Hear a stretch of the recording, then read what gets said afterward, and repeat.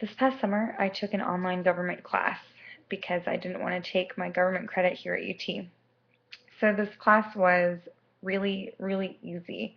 It consisted of online quizzes and short assignments that we had to do, except for the end of the semester, we had to write a 6-page paper. So our professor gave us a bunch of different topics that we could choose from, and I scanned through the list and looked for the easiest, least labor intensive paper that I could possibly write. And so there was a section where we could watch a movie and then write a paper about it. So I was like, done. Um, so I picked the movie that was the shortest and available on Netflix because I did not want to put any more effort than I had to into this assignment, which I really didn't care about. So I ended up picking The Life of David Gale. And so I start watching it, and I'm in my living room on my chair. It's really late. I had just spent the entire day at work, and I start watching, and I realize that they're not only in Austin, but that the lead character of the movie was or in the movie, the fictional movie, was the psychology professor at UT Austin. So I'm like, okay, this is resonating with me a little bit. And I'm watching the movie, and basically what happens is David Gale is put on death row for the murder of one of his best friends, Constance.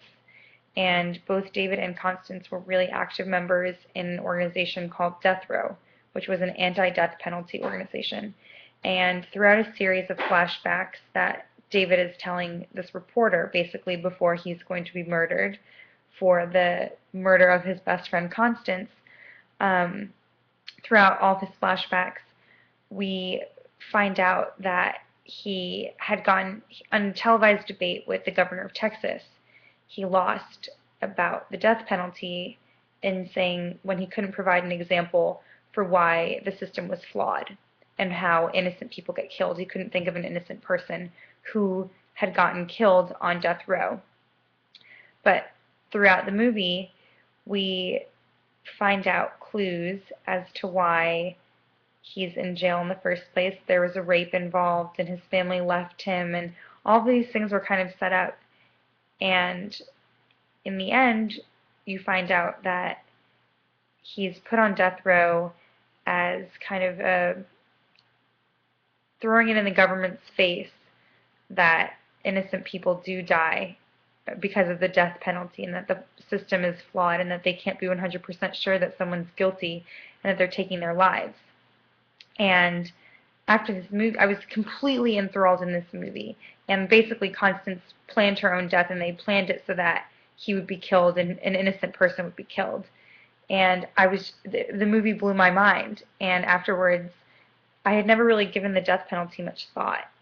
And all I could do was think about the death penalty. And for the rest of the day, I was reevaluating all of my views on the death penalty, and I'm still not really sure if I know that I believe that innocent people shouldn't be killed.